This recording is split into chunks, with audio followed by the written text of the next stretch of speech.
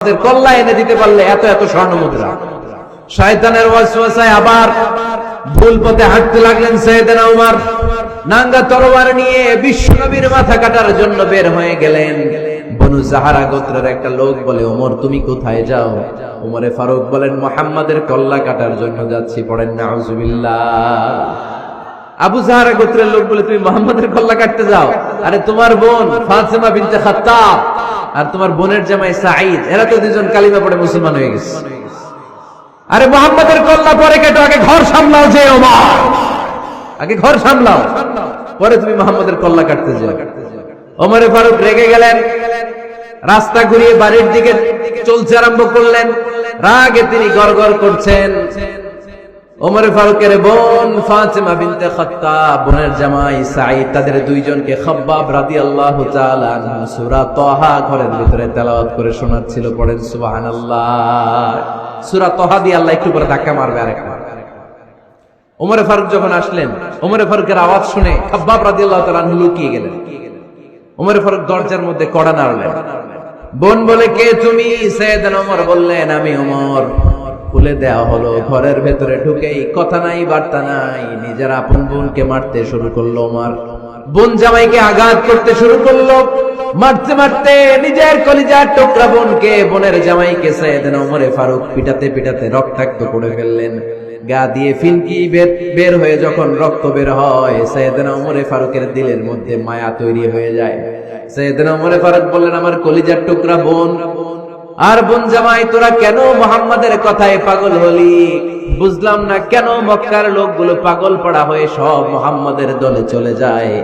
কি এমন কথা মুহাম্মদ তোদের শোনায়, কি এমন বাণী তোদের শোনায় যে বাণী শুনে সব তোরা মুহাম্মাদের দলে চলে গেলি?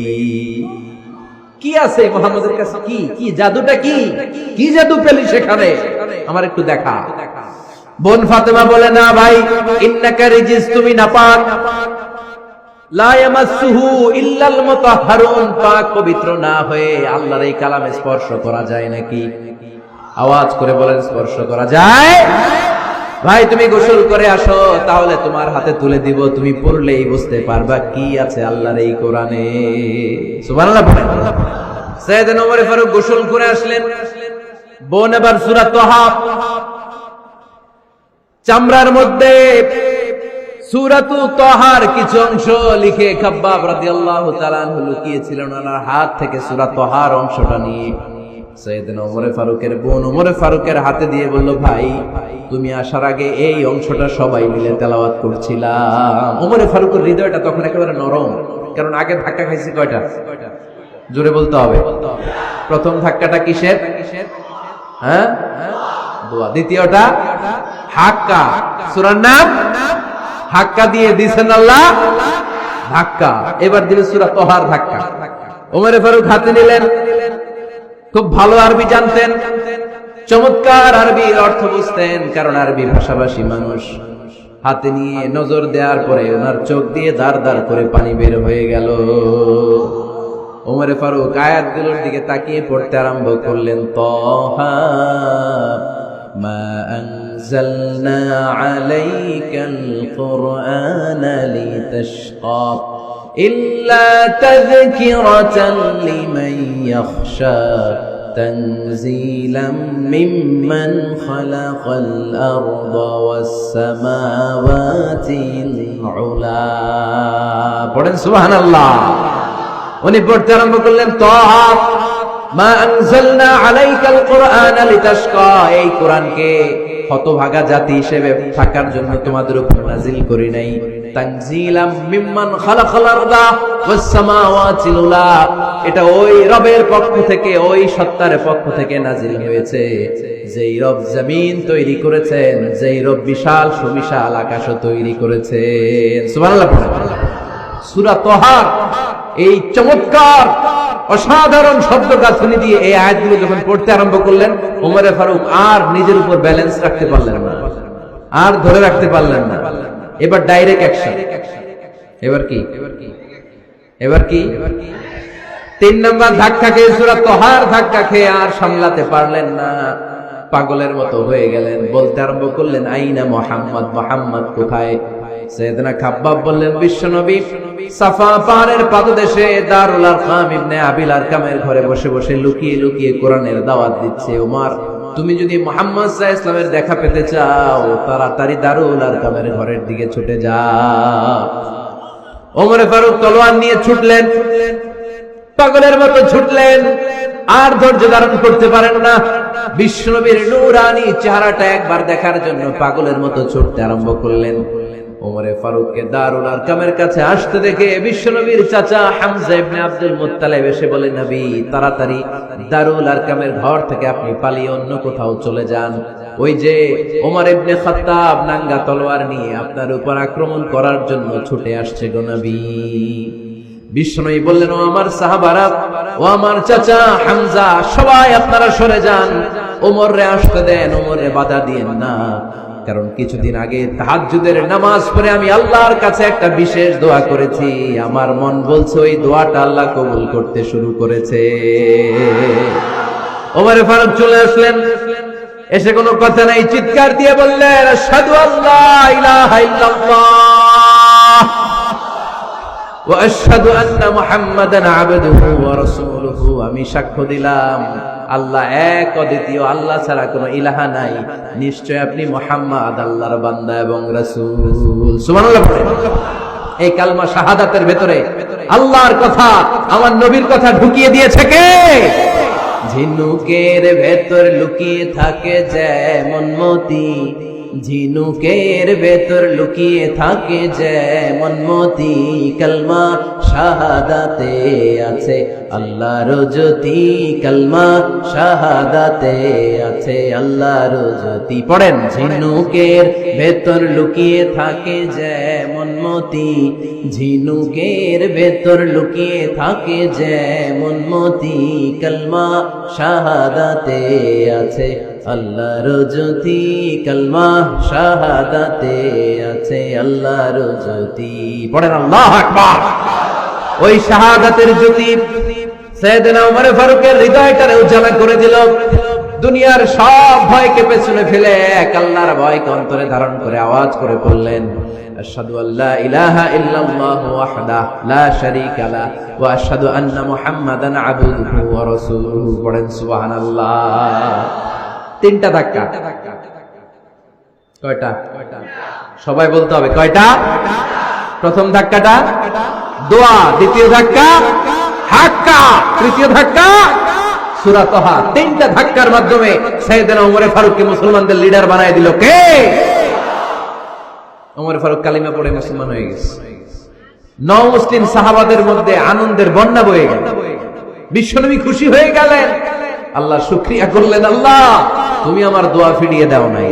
আমি বলেছি দুজনের একজনকে চাই, তুমি ওমরে ফারুককে দান করেছো। পড়েন আলহামদুলিল্লাহ। এবার ওমরে ফারুক বিশ্বনবীর প্রশ্ন করলেন, নবী, আলাসনা আলাল হক, আমি প্রশ্ন করি উত্তর দেন, আমরা কি সত্যের উপর নাই? বিশ্বনবী বললেন, বালা ওমর, আমরা এই সত্যের উপরে আছি। আমাদের কোরআন কি সত্য নয়? বিশ্বনবী বললেন, কোরআনও সত্য। আমাদের রব আল্লাহ কি সত্য নন? বিশ্বনবী বললেন, সত্য। ওমরে ফারুক বললেন, তাহলে ফিমাল ইখতিফা, তাহলে লুকিয়ে লুকিয়ে আর গোপনে দাওয়াতি কাজ কেন? আপনি সত্য নবী, কোরআন সত্য কিতাব, আমার রব আল্লাহ সত্য, আর আমি ওমর কালিমা পড়ে মুসলমান হয়ে গিয়েছি, তাহলে ফিমাল ইখতিফা, আর লুকিয়ে লুকিয়ে কোরআনের দাওয়াত দিবেন কেন? বের হন, মক্কার শহরের মাঝখানে চলে আসেন, চিৎকার করে আমরা আল্লাহর নামের ঘোষণা দেব। বিশ্বনবী বললেন, না ওমর,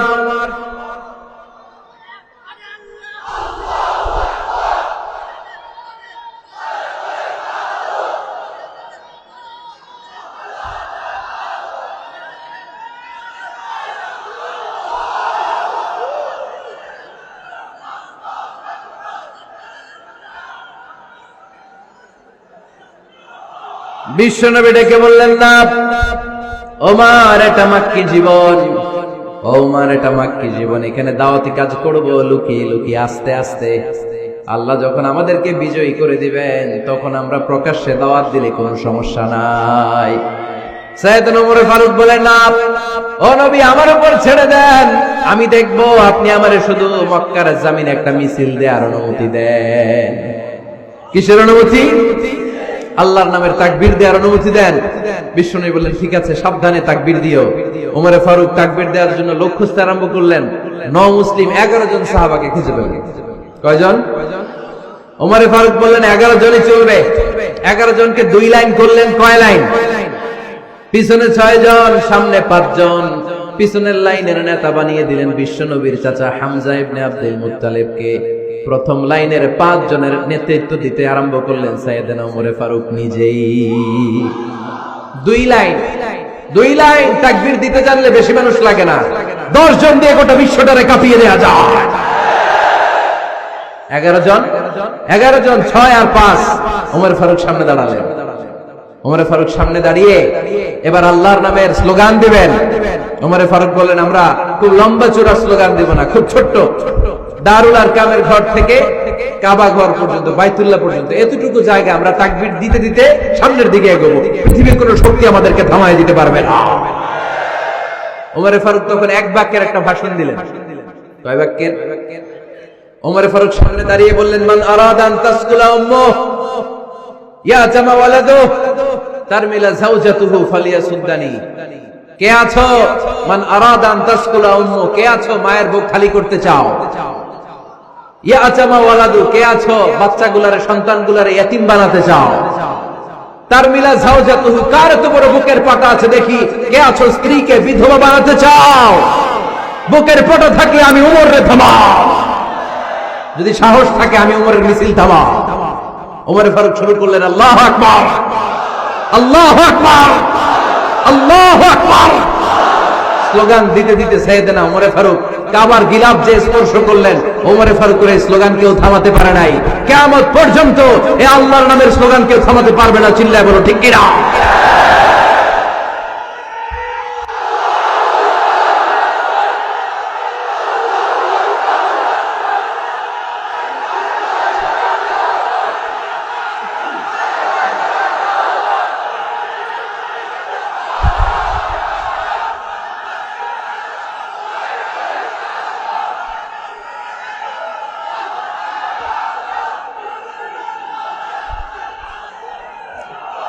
ওমর ফারুকের স্লোগান সেদিন মক্কায় কেউ থামাইতে পারছিল?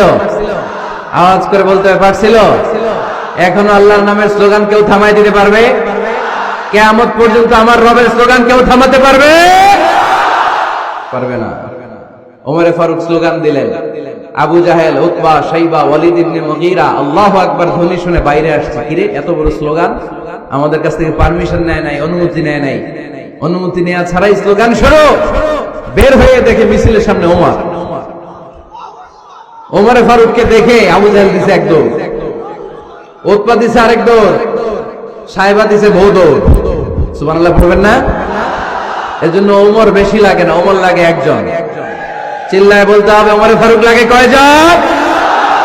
একজন। ওমরই গোটা বিশ্বের চেহারা পাল্টে দিতে সক্ষম। চিল্লায় বলেন ঠিক কিনা? গোটা বিশ্বে মুসলমানদের আছে করুণ অবস্থা। আমাদের কোনো সেন্ট্রাল লিডারশিপ নাই। আমাদের মুসলিম দেশগুলোর এক করে রাখবে, ভাইয়ের ভাইয়ের মতো রাখবে, আমাদের স্বার্থ নিয়ে কথা বলবে, এরকম নেতা আমাদের নাই। ঠিক কিনা? আমরা সেই ওমর ফারুকের অপেক্ষায়, আমরা সেই ইমাম আল মাহাদির অপেক্ষায়, যার একটা হুঙ্কারে আর আহ্বানে গোটা বিশ্বের সব মুসলমান এক প্ল্যাটফর্মে চলে আসবে। ওইরকম নেতা একজন লাগবে। কয়জন? গোটা মুসলিম উম্মাহকে একত্রিত করার জন্য একজন ওমরে যথেষ্ট। ঠিক কিনা? আবার বিশ্বনবী বলছেন লা নাবিয়্যা বা'দি ওয়ালা রাসূলা, আমার পরে কোনো নবী নাই, আমার পরে কোনো রাসূল নাই। তবে লাউ কানা বা'দি নাবিয়্যুন লাকানা উমর, আমি নবীর পরে যদি নবী হওয়ার যোগ্যতা কারো থাকে, আমার ওমরের মধ্যে সেই যোগ্যতা আল্লাহ দিয়েছে। প্রভু তুমি বলেছো রাসূল দেবে না, বলনি দেবে না ওমর, বলনি দেবে না হামজা তারিক, খালিদ বিজয় সমর। প্রভু তুমি বলেছো রাসূল দেবে না, বলনি দেবে না ওমর, বলনি দেবে না হামজা তারিক, খালিদ বিজয় সমর। প্রভু তুমি বলেছো রাসূল দেবে না। আল্লাহু আকবার। একটা ওমর দরকার। কজন দরকার? কয়জন দরকার? এই পুরা উম্মাহ, মুসলিম উম্মার মধ্যে ওনার পজিশন নাম্বার 3।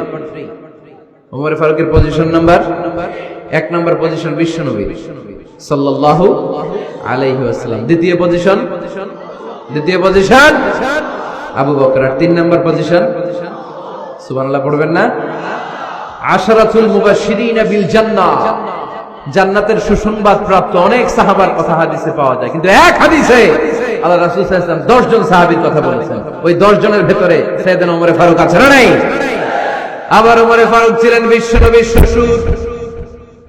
সাইয়েদনা ওমর ফারুকের কন্যা হাফসা রাদিয়াল্লাহু তাআলা আনহাকে বিশ্বনবী বিয়ে করে ওমর ফারুকের জামাই হয়েছে, আর ওমর ফারুককে বিশ্বনবী শ্বশুর বানিয়েছে। সুবহানাল্লাহ পড়েন। আগে জানতেন এটা?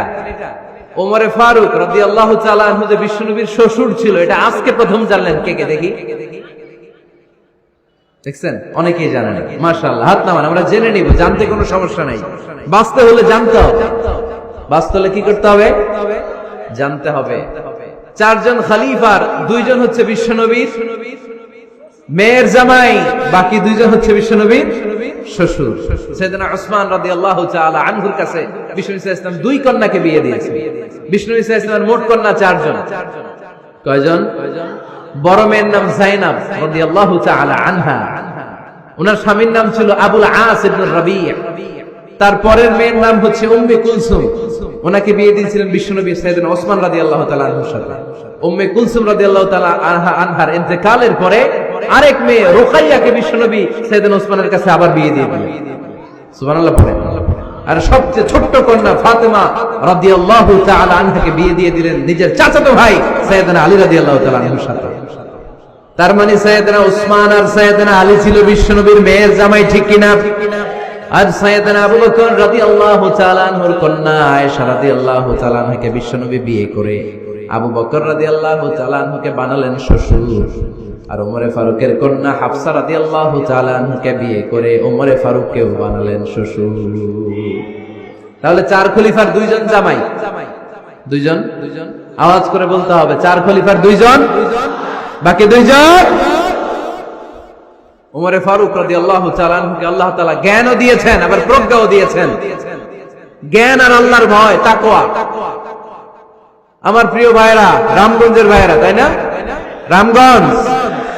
রামগঞ্জের ভাইরা, কোন ব্যক্তিকে যদি আল্লাহ তাআলা জ্ঞান দেয়, আবার যদি তাকওয়ার গুণ দেয়, জ্ঞানও আছে আবার আল্লাহর ভয়ও আছে, এই লোকের কেউ থামায় রাখতে পারে না। এরা কেউ থামায় রাখতে পারে না। সে গোটা বিশ্ব জয় করছে। সাইয়েদনা ওমর ফারুককে আল্লাহ তাআলা জ্ঞানও দিয়েছেন, আবার তাকওয়াও দিয়েছেন। সুবহানাল্লাহ পড়েন। বিশ্বনবী সাল্লাল্লাহু আলাইহি ওয়াসাল্লাম স্বপ্ন দেখলেন, বিশ্বনবী দুধ খাচ্ছেন, আঙ্গুলের ভেতর দিয়ে ফাঁক দিয়ে দুধ বের হয়, বিশ্বনবী দুধ খাচ্ছেন। খেতে খেতে একটু দুধ আঙ্গুলে লেগে আছে, এই আঙ্গুলটা কারো মুখে না দিয়ে বিশ্বনবী সাল্লাল্লাহু আলাইহি ওয়াসাল্লাম ওমর ফারুকের মুখের ভিতরে ঢুকায় দিলেন। অতিরিক্ত দুধটা ওমর ফারুক খেলেন।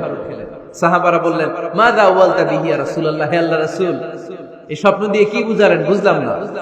বিশ্বনবী সাল্লাল্লাহু আলাইহি ওয়াসাল্লাম বললেন, আওয়ালতু বিহি আল ইলম, এটা দিয়ে আমি জ্ঞান বুঝিয়েছি, কারণ অতিরিক্ত দুধের অংশটা আমি কাউরে না দিয়ে ওমরকে দিয়েছি, তার মানে ওমরের জ্ঞানের কোনো তুলনা হয় না। এজন্য স্বপ্নে যদি কেউ দেখেন আপনি দুধ পান করছেন, এটা প্রমাণ করে আল্লাহ তাআলা আপনাকে দ্বীনের জ্ঞান দান করবেন। আবার বিশ্বনবী সাল্লাল্লাহু আলাইহি ওয়াসাল্লাম আবার আরেক রাতে স্বপ্ন দেখলেন, সাহাবারা লাইন ধরে বিশ্বনবীর সামনে দাঁড়ানো, কোন সাহাবার জামা নাভি পর্যন্ত, কোন সাহাবার জামা হাঁটু পর্যন্ত, কোন সাহাবার জামা টাকনু পর্যন্ত, কোন সাহাবার জামা আরো ছোট, কিন্তু ওমর ফারুকের জামা বিশ্বনবী দেখলেন এত বড়, টেনে হিচড়ে হিচড়ে বিশ্বনবীর সাথে চলছে। সুবহানাল্লাহ পড়বেন না? সাহাবারা বললেন, মা যাওয়ালতা বিহি ইয়া রাসূলুল্লাহ, হে আল্লাহর রাসূল, এটা দিয়ে আপনি কি বুঝাতে চাইলেন? বিশ্বনবী বললেন, আউয়ালতু বিহি আত-তাকওয়া, এটা দ্বারা আমি দ্বীন, দ্বীনদারি বোঝালাম, তাকওয়া বোঝালাম। সুবহানাল্লাহ পড়েন। বিশ্বনবী দেখলেন কোন সাহাবার জামা এতটুকু, কোন সাহাবার জামা এত লম্বা, কোন সাহাবার জামা পা পর্যন্ত লম্বা। আর সাইয়েদনা ওমর ফারুককে দেখলেন ওনার জামা এত লম্বা, ওমর ফারুক টেনে হিচড়ে জামা নিয়ে চলতেছে। বিশ্বনবী বুঝাতে চাইলেন, ওমরের যেহেতু জামা লম্বা, ওমরের ভেতরে আল্লাহর ভয়, দ্বীনদারিও খুব বেশি। চিল্লায় বলেন ঠিক কিনা?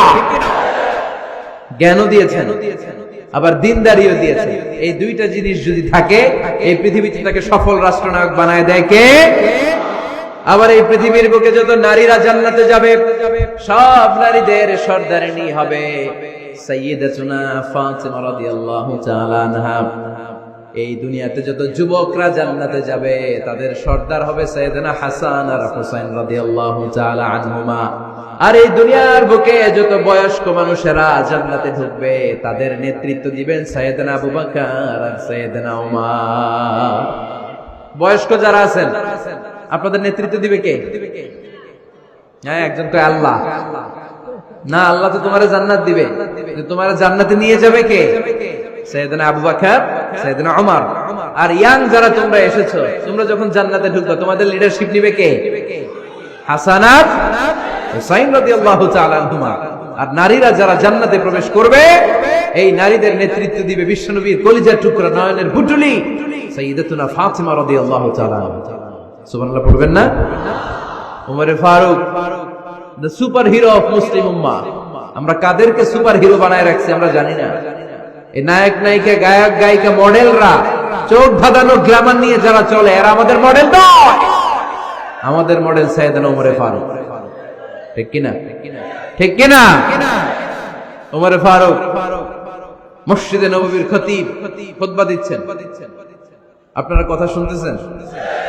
কষ্ট হচ্ছে? কষ্ট হচ্ছে কার কার দেখি? তোমার?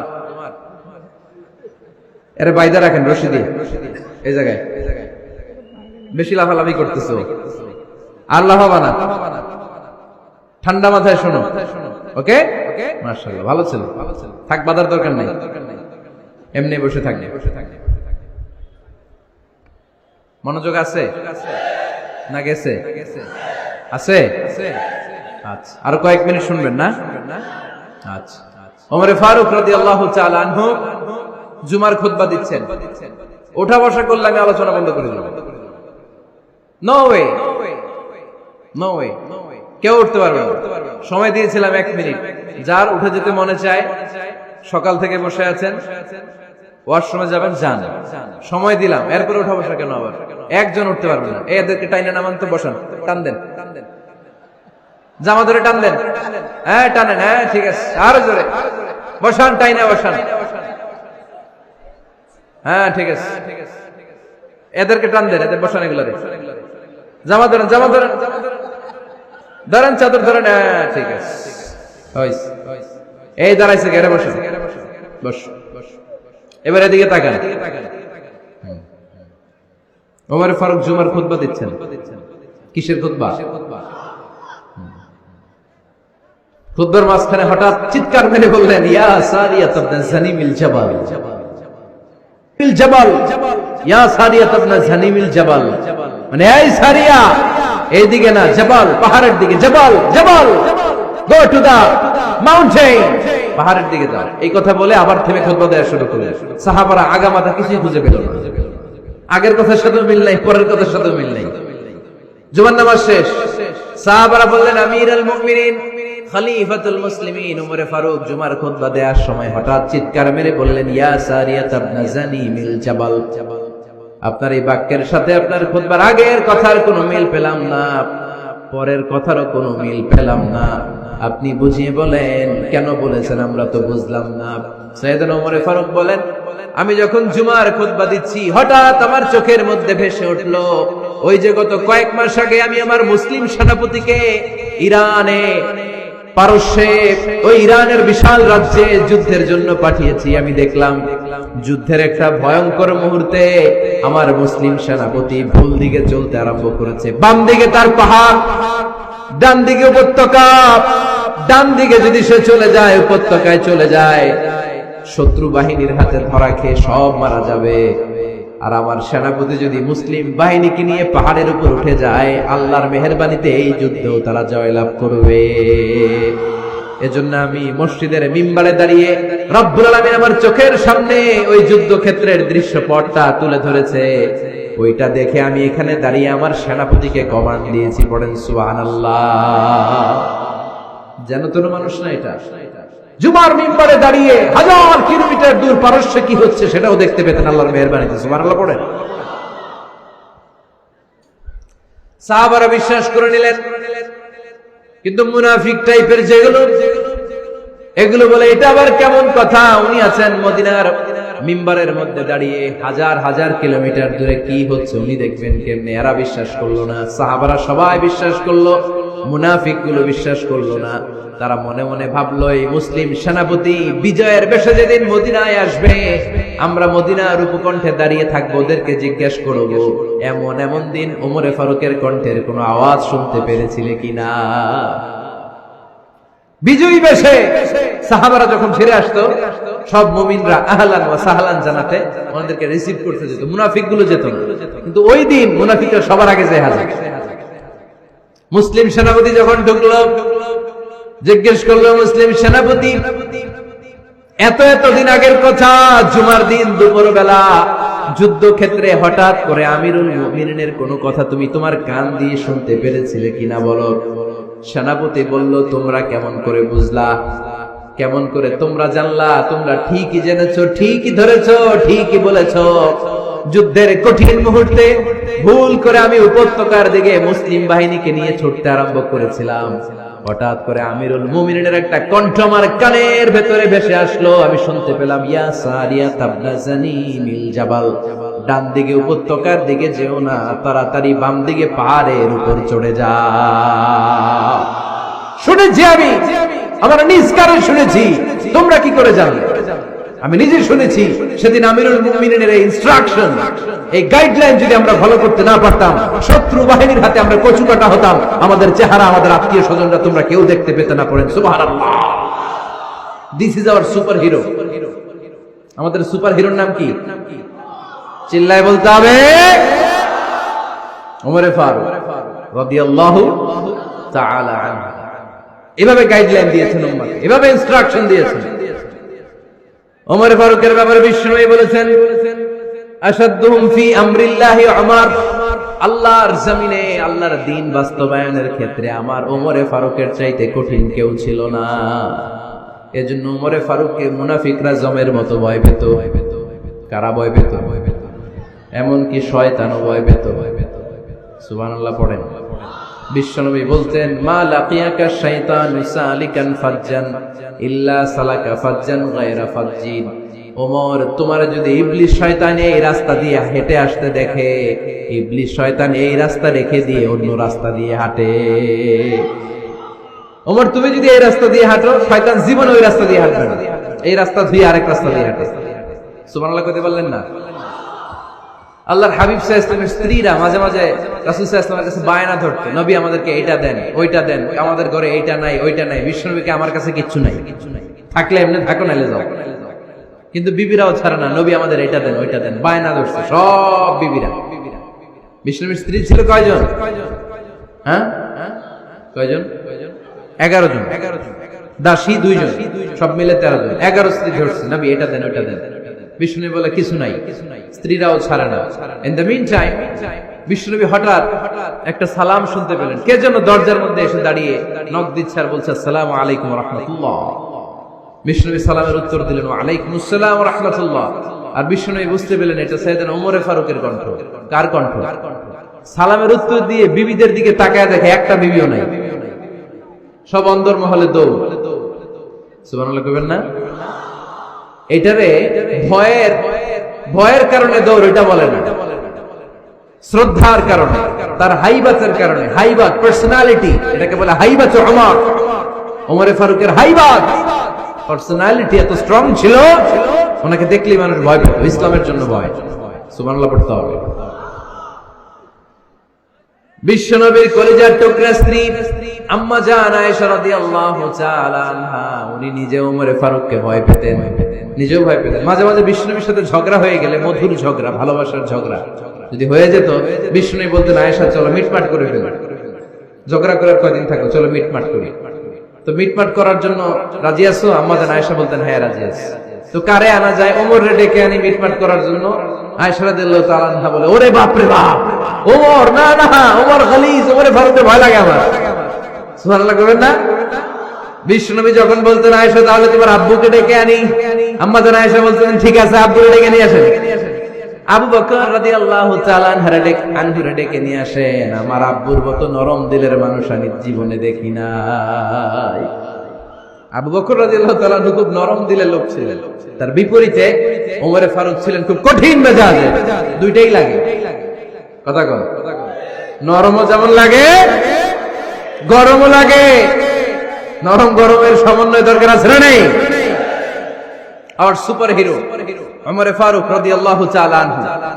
আমরা যাদের আমাদের ছোট্ট বাচ্চা আছে, ঘরে 2 বছর 3 বছরের শিশু আছেন আমাদের, রাতের বেলা দেখবেন খেতে চায় না, খালি মায়ের জ্বালায়। তো মা তখন বলে এই খাও নাইলে ভূত আসবে, ওই যে বিড়াল আসবে, বাঘ আসবে, ভাল্লুক আসবে, এগুলো বলে না? এগুলো বলে ভুলিয়ে বালিয়ে বাচ্চাকে ভয় দেখে খাওয়াতে চায়। লক্ষ্মীপুরে আপনারা কিসের ভয় দেখান? হ্যাঁ, ভূতের। কিসের?